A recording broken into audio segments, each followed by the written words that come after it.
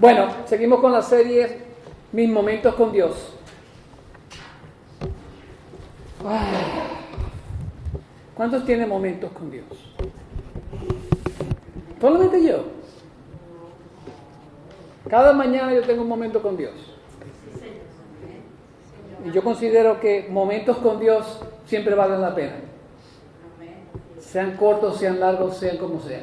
Si viene de Dios, como decía un pastor que yo tenía, es bueno. ¿Cuántos en esta mañana han tenido desacuerdos? Se ríen. Desacuerdos, por ejemplo, en cómo hacer un trabajo efectivamente. Yo era manager de retail. Un montón de desacuerdos. Desacuerdos en cómo llevar las finanzas en el hogar. Desacuerdos con partidos políticos. Y ahorita más aquí en los Estados Unidos. Desacuerdos en doctrinas bíblicas. Nosotros los seres humanos podemos tener diferentes tipos de desacuerdos en diferentes tipos de circunstancias, ¿sí o no? Cabe destacar que la madurez espiritual de un cristiano no lo excluye de tener desacuerdos con los demás. ¿Está de acuerdo conmigo?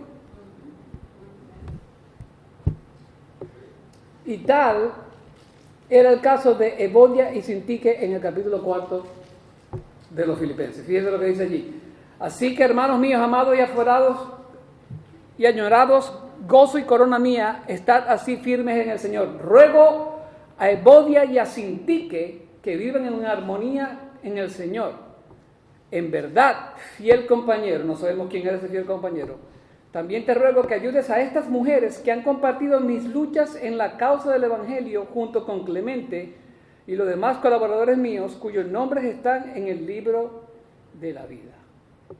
Evodia y Sintique estaban en desacuerdo. No se sabe cuál era ese desacuerdo, pero estaban en desacuerdo de tal manera que Pablo tuvo que llamarles la atención. No sabemos cuál era.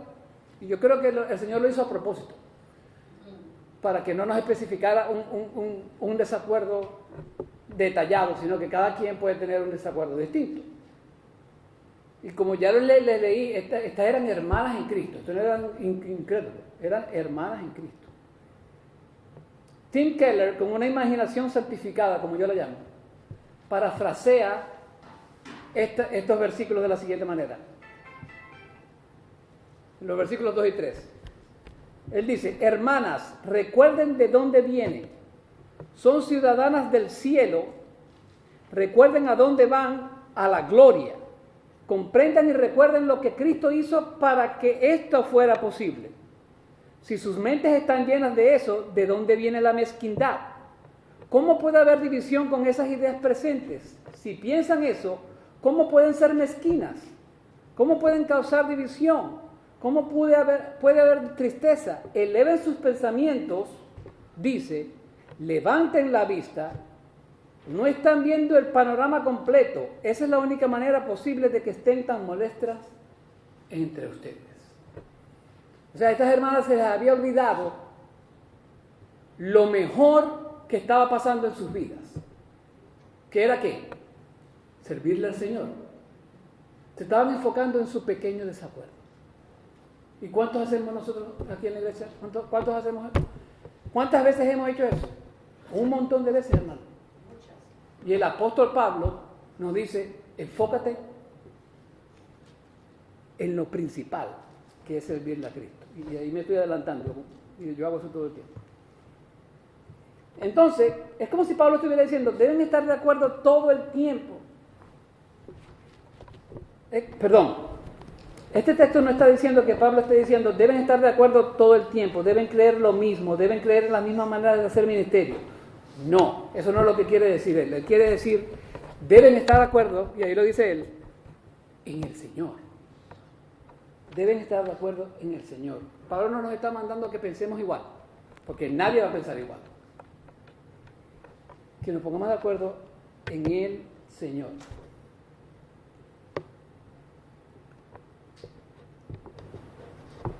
Es como si Pablo estuviera diciendo, no recuerdan lo que tienen en común, no ven el panorama completo. Pablo les está invitando a no enfocarse en sus diferencias, les está invitando a enfocarse en lo común que ellas tenían, que era servirle al Señor junto con Pablo y con estos hombres que Pablo menciona aquí. Aleluya. ¿Usted no cree que a veces nos enfocamos más en las pequeñas tareas que en la mayor tarea? ¿Cuáles son las pequeñas tareas? Bueno, que si el cafecito, que si la iglesia tiene que estar limpia. ¿Cuál es la mayor tarea? Predicar el evangelio. Mire, cuando yo fui al seminario, me decían, nos enseñaban, que a veces las iglesias se enfocan mucho en programas, pero se olvidan de la gente. La iglesia es para la gente, hermano. Si usted hace programas y se olvida de la gente, ya esto se dejó de ser iglesia y lo que es una para-iglesia, una institución para-eclesiástica. Si no hay gente, no hay programa. Y si hay programa y te olvidas de la gente, los programas no sirven para nada. ¿Estás de acuerdo conmigo?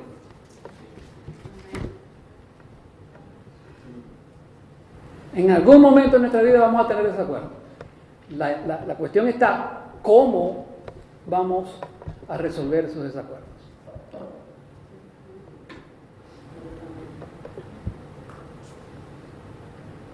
¿Qué debemos hacer para llegar al punto de que el desacuerdo no cause una división, sino que más bien nos llene de paz? Que ese es el punto de hoy, la paz.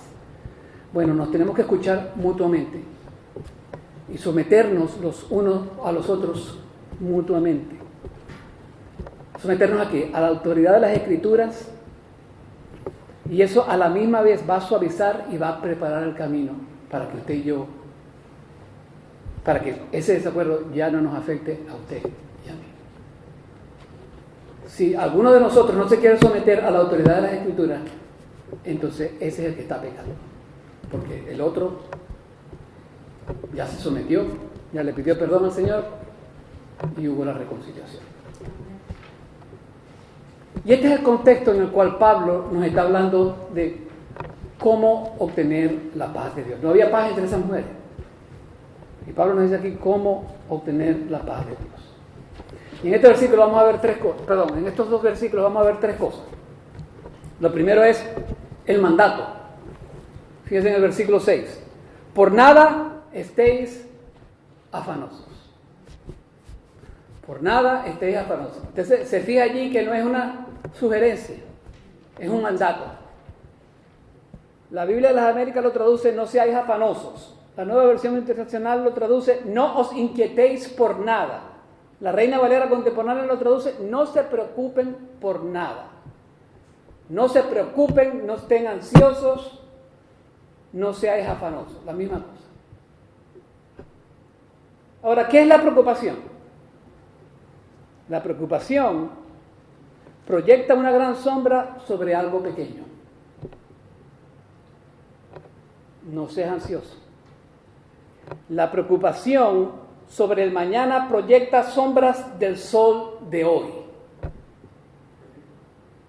La preocupación es como una mecedora, te mantiene ocupado pero no te lleva a ninguna parte. Oswald Chambers dice, la preocupación es una señal de que pensamos que Dios no puede cuidarnos. John R. Rice dice que la preocupación es poner interrogantes donde Dios ha puesto puntos. Está bueno eso, ¿verdad? Eso me gustó bastante. La preocupación es poner interrogantes donde Dios ha puesto puntos. E.S. Jones dice que la preocupación es el interés que pagamos por los problemas del mañana. Esta también está buena. El interés que pagamos por los problemas del mañana. J. Ageo dice que la preocupación es una intromisión en la providencia de Dios. La preocupación es un huésped que pronto se convierte en amo. ¿Cuántos de nosotros a veces hemos sido esclavos de la preocupación y de la ansiedad? R.H. Mounds dice que la preocupación es ateísmo práctico y una afrenta ante Dios. Wow, me estoy predicando aquí mismo, yo a mí mismo, hermano. En contexto, Pablo simplemente recordó a los santos acerca de la cercanía de Dios, porque él dice allí en Filipenses, dice, Regocijaos en el Señor siempre, otra vez regocijaos. Vuestra bondad sea conocida dentro de los hombres. El Señor está cerca. El Señor está cerca. Y esa acercación no tiene que ver con cuando Él venga en la nube a raptarnos. Es estar cerca de la presencia de Dios. El Señor está cerca. Hermanas mías, no se pongan a pelear por cosas que no valen la pena, porque el Señor está cerca. El Señor está con ustedes están sirviendo.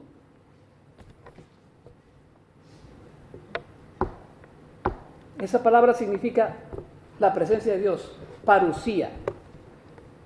Y lo que está haciendo Pablo aquí es exhortando a los creyentes de que no tengan miedo, que no estén ansiosos y que no estén preocupados. Porque el Señor está cerca, el Señor está contigo. Como decía David, que él caminaba por el valle de la oscuridad porque Él estaba con él. ¿Sí o no? No hay mayor fuente de estabilidad espiritual que la confianza en que el Señor está cerca, no solo para escuchar nuestro clamor de ayuda, sino también para brindarnos ayuda y fortaleza. Recordemos la difícil situación de Pablo y su confesión en su última carta, segunda de Timoteo. Él dijo, el Señor estuvo conmigo. Segunda de Timoteo 4, 16 al 18, dice, en mi primera defensa nadie estuvo a mi lado, sino que todos me abandonaron. Que no se les tenga en cuenta. Pablo, qué buena gente Pablo, ¿verdad? Pero el Señor estuvo conmigo y me fortaleció. Pablo está diciendo, me dejaron, me traicionaron, pero el Señor estuvo conmigo y Él me fortaleció. Y Él estaba en la cárcel. ¿Cuánto más usted y yo que no estamos en la cárcel vamos a decir, el Señor está conmigo y Él me va a fortalecer? ¿Cuántos pueden identificar que el Señor ha estado con usted en situaciones extremadamente difíciles y el Señor lo ha librado de la boca del león? Amén.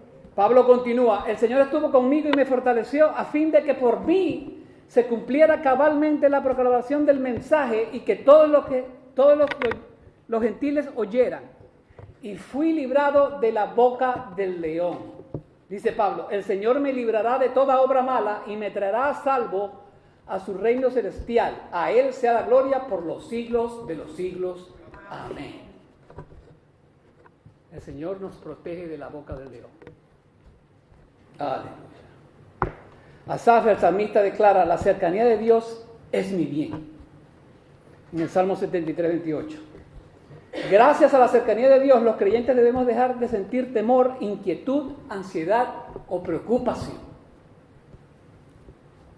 ¿Usted entiende eso? Y me imagino ahora, ¿se acuerdan los artistas que tienen un guardaespaldas aquí y un guardaespaldas aquí? El Señor no necesita guardaespaldas, porque Él es el que lo guarda a usted. Él es el guardador.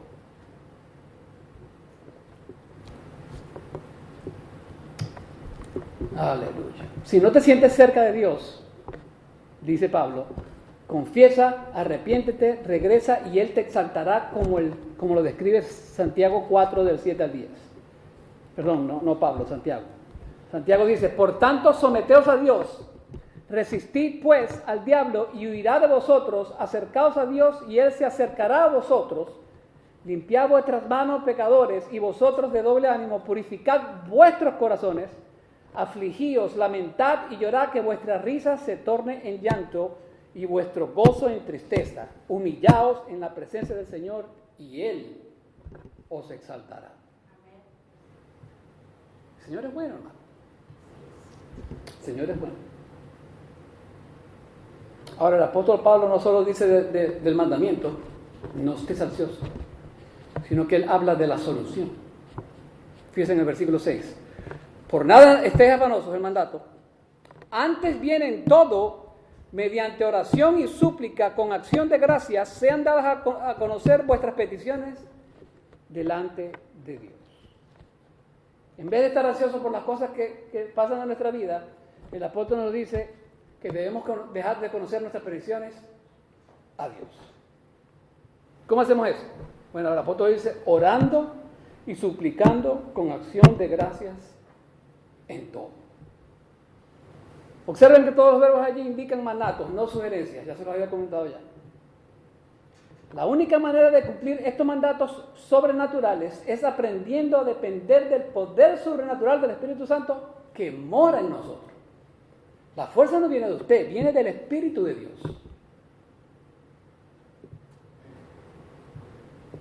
¿Qué sucede cuando intentamos cumplirnos con nuestras propias fuerzas?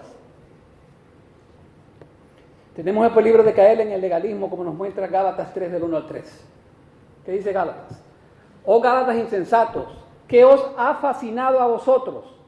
Ante cuyos ojos Jesucristo fue presentado públicamente como crucificado. Esto es lo único que quiero averiguar de vosotros. ¿Recibisteis el Espíritu por las obras de la ley o por el oír con fe? Tan insensatos sois, habiendo comenzado por el Espíritu, ¿vas a terminar ahora por la carne? Y en el capítulo anterior, Pablo le estaba llamando la atención a Pedro, porque Pedro se estaba yendo con los legalistas. Imagínense ese encontrón de esos dos machos, vernáculos tipo A. ¿Sabe lo que es eso, verdad? Son varones dominantes. Pablo y Pedro. La cabeza del Evangelio en el libro de los Hechos. Aleluya. Aleluya. Debemos entender que el Espíritu Santo que mora en nosotros es el que nos capacita para obedecer estos mandamientos.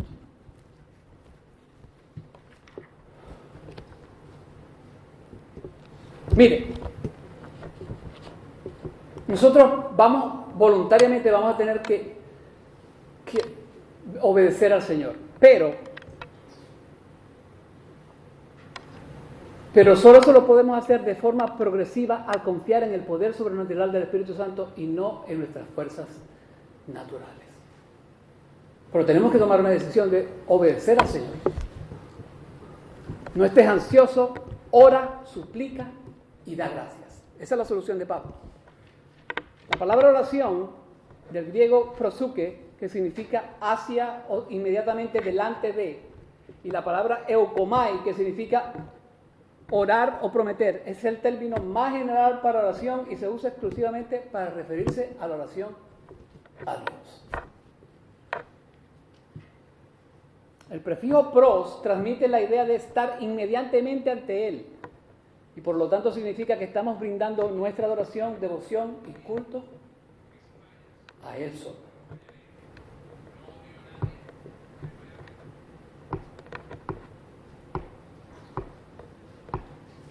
Aleluya. La idea básica es presentar algo y en la oración esto se refiere a elevar peticiones a Dios. En la cultura griega primitiva se presentaba una ofrenda acompañada de una oración. Ahora en el Nuevo Testamento ya no se necesita más sacrificio, sino que el sacrificio es el sacrificio que llama la Biblia de nuestros labios, de orarle al Señor.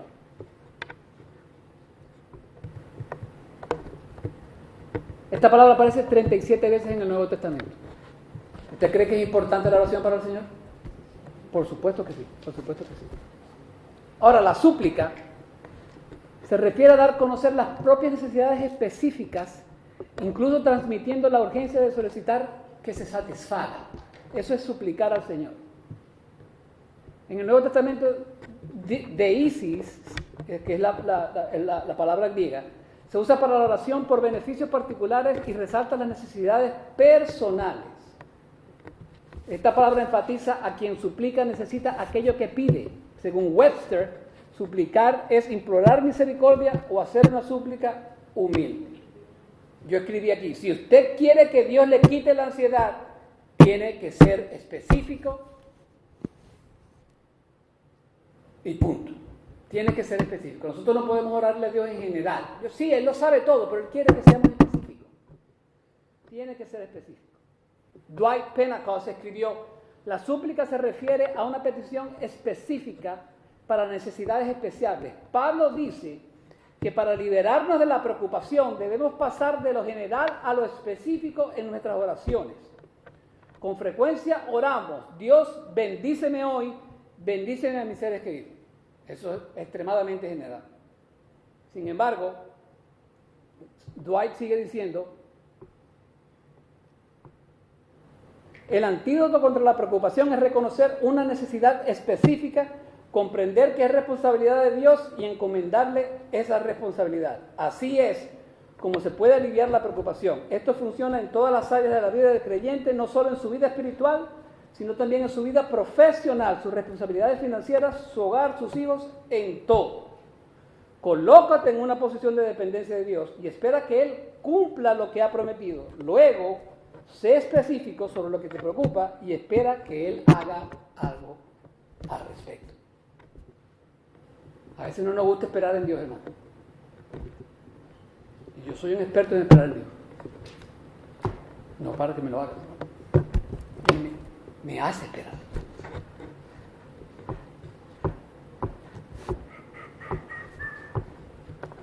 El apóstol luego comenta, deben orar y suplicar con acción de gracias.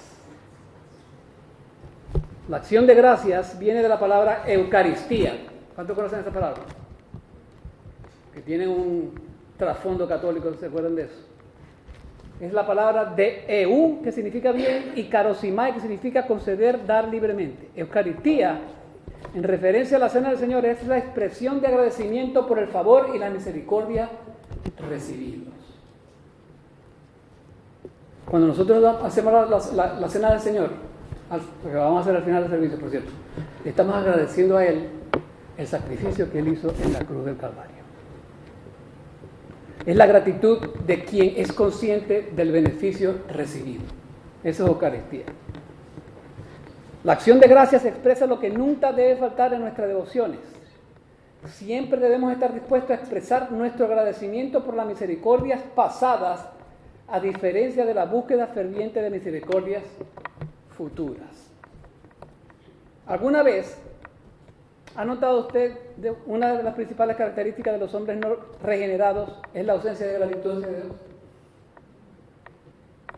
Sí, habrán uno que otro, pero ¿usted ha visto eso en los no creyentes? El ser no agradecido.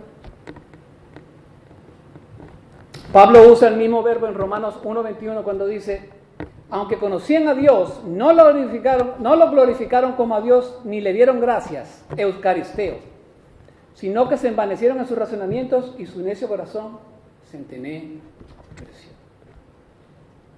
Dwight Pentecost otra vez escribe, la gratitud nos invita a recordar las respuestas a nuestras oraciones y dar gracias porque Dios ya ha obrado en situaciones similares. Si hoy algo me preocupa, puedo acudir a Dios y recordarle que el ayer, la semana pasada o el mes pasado me encontraba en la misma situación con la misma angustia y le pedí ayuda y la brindó. Por eso le agradezco lo que ha hecho. La confianza en el futuro se basa en lo que Dios ha hecho en el pasado. Porque Dios ya se lo ha prometido a usted, Dios ya se lo ha mostrado a usted. Miren, a mí me encanta el Salmo 77. Por alguna razón, en cada predicación, el Señor me lleva a los salmos. Y yo sé que hay un poquito de favoritismo ahí, pero yo creo que el Señor también me guía para allá. Salmo 77 del 11 al 14 dice, me acordaré de las obras del Señor. Ciertamente me acordaré de tus maravillas antiguas. Maravillas se traduce, algunos lo traducen como milagros. Meditaré en toda tu obra y reflexionaré en tus hechos. Santo es, oh Dios, tu camino. ¿Qué Dios hay grande como nuestro Dios? Ninguno. Tú eres el Dios que hace maravilla o el Dios que hace milagros. Has hecho conocer tu poder entre los pueblos. Aleluya. Hermano, agradezca a Dios que Él ha hecho por usted en el pasado y pídele a Dios que vuelva a hacer otro milagro en su vida. Entonces, toda oración y toda súplica debe estar acompañada por una acción de gracias. Debemos ser agradecidos. Un escritor dice, para tener una vida de oración, debes hacerle saber a Dios tus necesidades. No es que Él no las conozca ya, pero este reconocimiento contrarresta la autosuficiencia. Mucha ansiedad proviene del síndrome de puedo hacerlo solo o no necesito ayuda de nadie. Eso es un síndrome. No, yo lo hago solo, no necesito ayuda de nadie. ¿Alguna vez se ha sentido autosuficiente? Yo soy el único. Ustedes son unos mentirosos. Yo no lo quiero decir. Nosotros a veces tenemos ese pecado bien incrustado en nuestra alma, la autosuficiencia. ¿Cómo nos gusta hacer que lo podemos hacer? ¡Ah!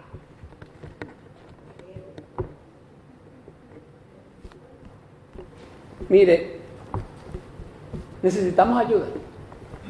Y la necesitamos de Dios. De la gente también, pero de Dios principalmente. Fíjense en el Salmo 121. Levantaré mis ojos a los montes. ¿De dónde vendrá mi socorro? Mi socorro viene del Señor que hizo los cielos y la tierra. Él es perfecto. Él nos da esa ayuda, hermano. Entonces tenemos el mandato, tenemos la solución y por último tenemos la promesa. El versículo 7 tiene: y la paz de Dios, que sobrepasa todo entendimiento, guardará vuestros corazones y vuestras mentes en Cristo Jesús. Aleluya. Mire, y la paz de Dios. ¿Qué les he dicho yo cuando usted ve una expresión así? Y la paz de Dios. Usted tiene que ir un poquito atrás, ¿verdad? ¿Y de qué está hablando atrás? De la oración. Hermano, usted quiere más paz, usted tiene que orar más. Cuando usted se ve que dice, yo me siento solo, que no puedo, que no tengo paz, hermano, usted no está comunicándose con Dios.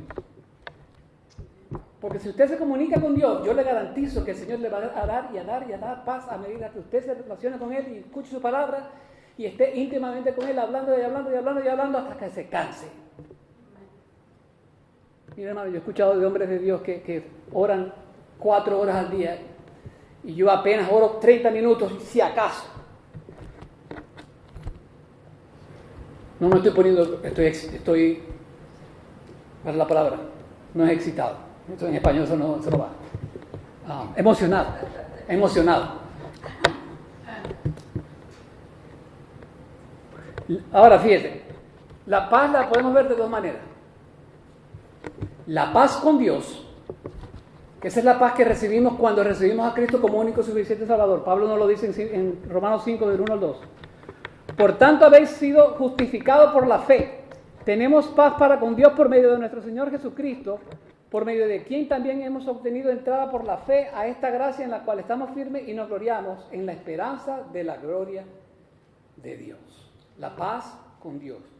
Y tenemos la paz de Dios, que es la paz que está hablando aquí Pablo, en el versículo 4-7. Esta paz va más allá de toda mente, es decir, va más allá de nuestra capacidad de pensar. Por eso dice que esta es la paz que sobrepasa todo entendimiento. No la podemos entender. Spurgeon describe la paz de la siguiente manera: la serenidad tranquila del Dios infinitamente feliz, la eterna serenidad del Dios absolutamente contento. ¿Usted está viendo eso? La serenidad tranquila del Dios infinitamente feliz, la eterna serenidad del Dios absolutamente contento. ¿Usted quiere tener más paz? Usted tiene que orar más.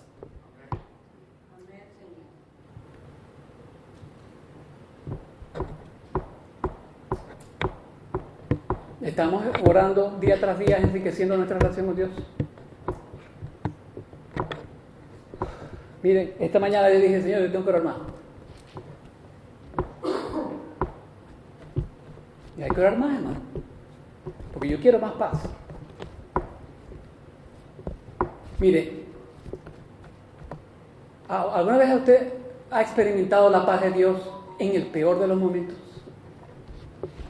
Su situación es horrible, pero usted tiene una paz interior que nadie se la quita. Mire, cuando a mí me dieron el diagnóstico de Parkinson, ese día yo tenía una paz que yo no sabía de dónde venía eso. Por supuesto que sabía. Pero dígame usted en la carne, ¿quién va a sentir paz cuando le dan un diagnóstico de esa manera? Solo Dios le puede dar esa paz. Yo no la entendía, y Pablo lo dice también, es la paz que sobrepasa todo entendimiento.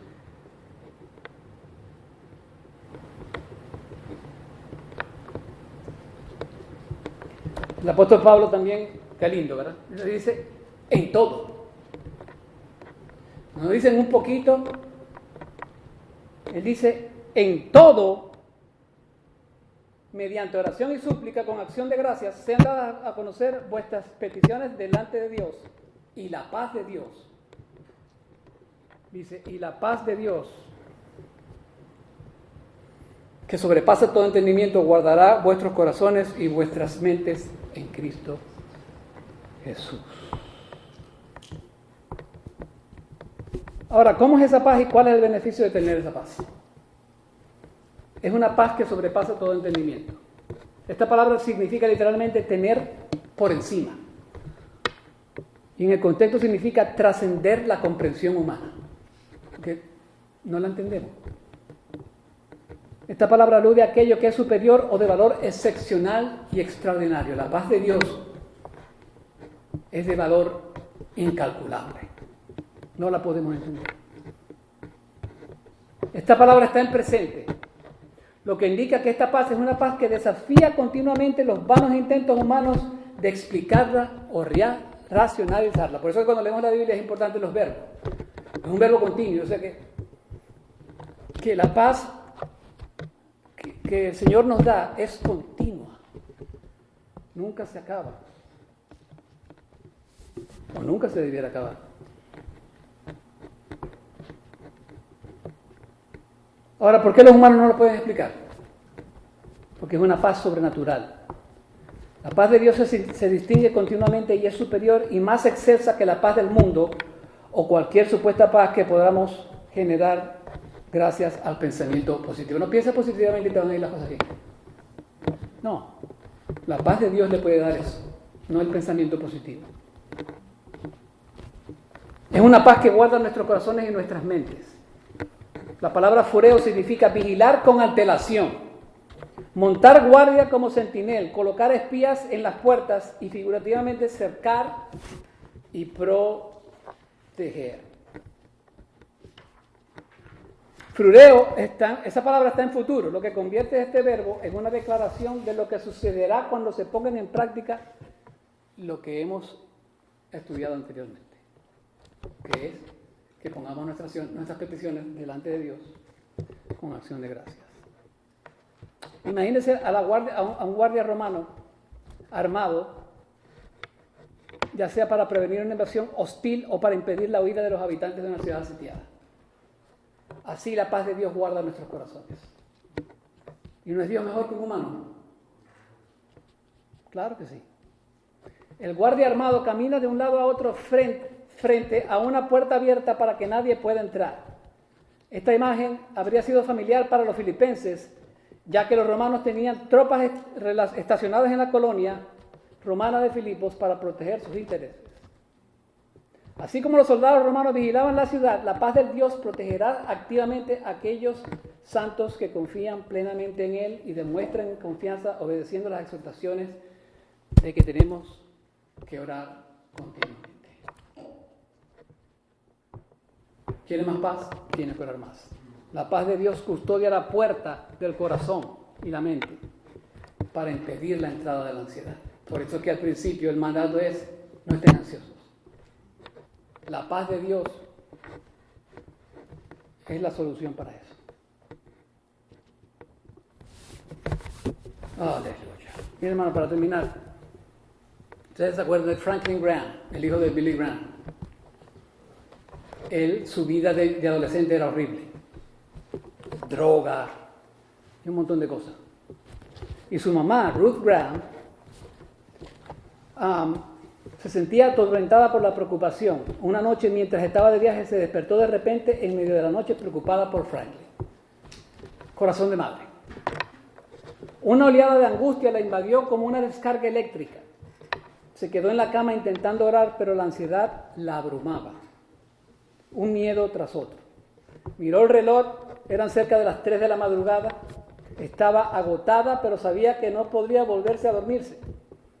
De pronto el Señor pareció decirle: deja de pensar en los problemas y empieza a pensar en las promesas. Encendió la luz, sacó su Biblia y los primeros versículos que vinieron a la mente fueron Filipenses 4, del 6 al 7. Al leer esas palabras comprendió de repente que le faltaba en sus oraciones era la gratitud. En toda oración y ruego con acción de gracias presenten sus peticiones a Dios.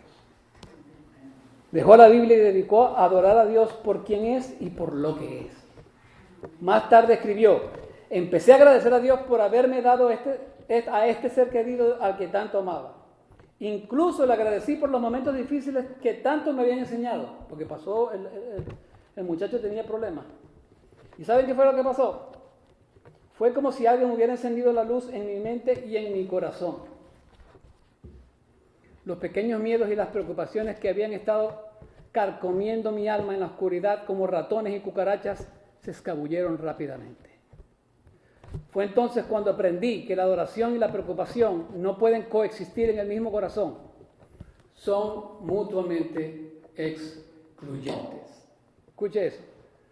Fue entonces cuando aprendí que la adoración y la preocupación no pueden coexistir en el mismo corazón.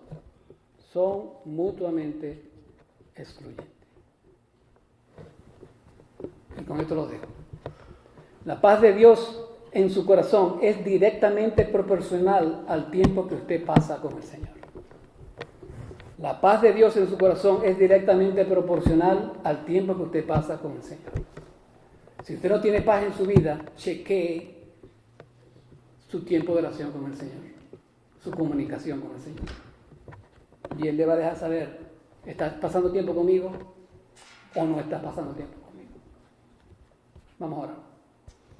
Padre Celestial, en el nombre de tu Hijo Jesús, te damos las gracias, Señor, por este mensaje tan valioso, Señor, que es tu paz. Esa paz que sobrepasa todo entendimiento.